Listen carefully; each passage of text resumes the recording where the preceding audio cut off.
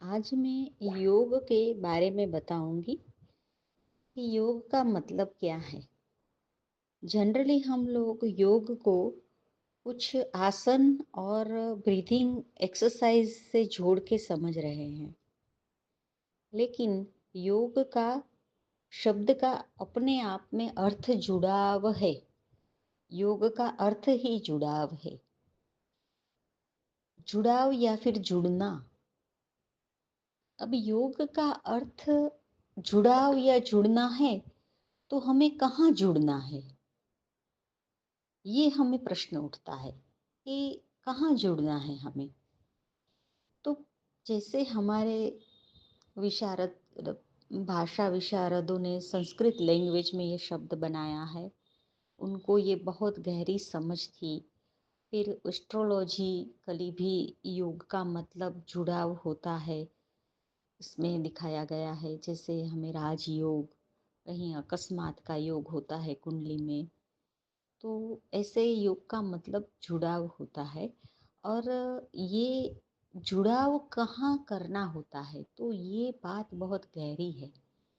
क्योंकि हम जो दिखते हैं, हमारा स्वरूप सिर्फ वह नहीं है, वह हमारा स्थूल स्वरूप है।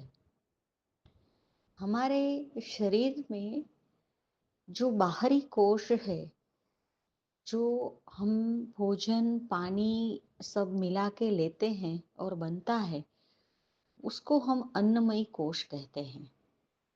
फिर प्राणमयी कोश होता है हमारा, जो हमारे भीतर अपान वायु, उदान वायु, समान वायु, ये सब है, वो प्राणमयी कोश में आते हैं। उसके बाद आता है मनोमयी कोश।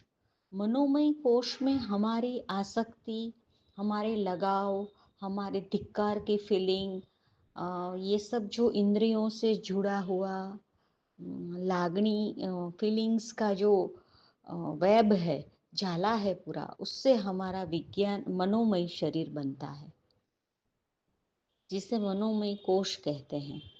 फिर आता है विज्ञानमय कोश।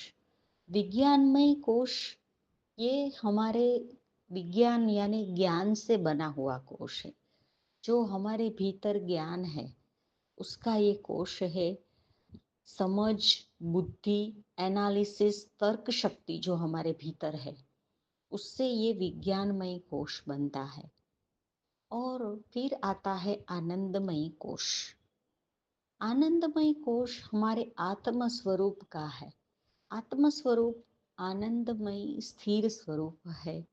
कहा गया है कि आत्मा के आनंद के भाव को कुछ इफेक्ट नहीं करता है। ये जो सांसारिक चीजें हैं, उसकी अप डाउन या फिर इसका दर्द या उसकी उत्तेजनाएं जो होती हैं, उससे आनंदमयी कोश को इफेक्ट नहीं होता है। वो हमारा स्थित प्रज्ञ स्वरूप होता है। तो ये सब हमारे भीतर सूक्ष्म स्वरूप है।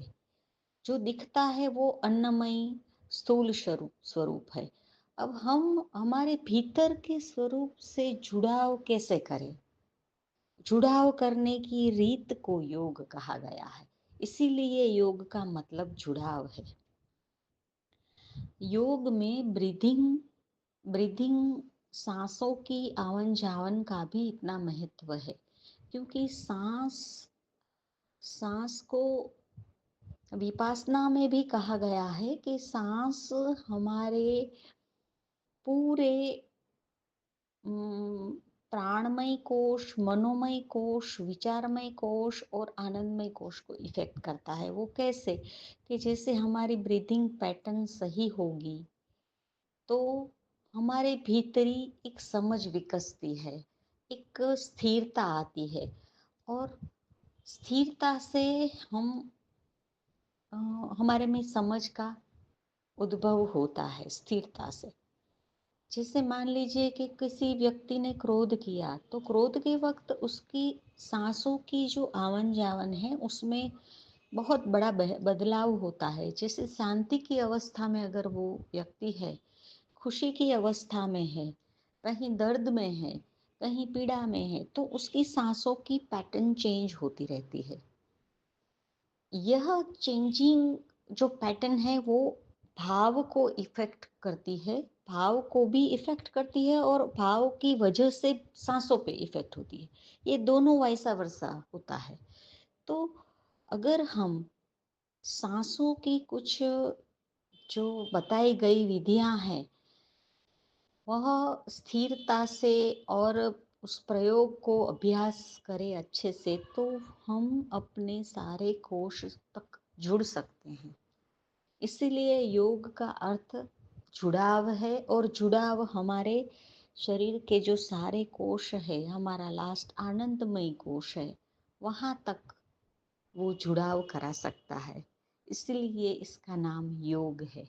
जो सांस और आसन से शुरुआत होती है जिसकी, और फिर बाद में पतंजलि योग सूत्र में इसका बहुत गहन विचार दिया गया है, समझ दी गई है। तो यहाँ हम सिर्फ ये समझेंगे कि योग का मतलब जुड़ाव है, और जुड़ाव हमारे भीतरी स्वरूप के साथ होना है। Thank you.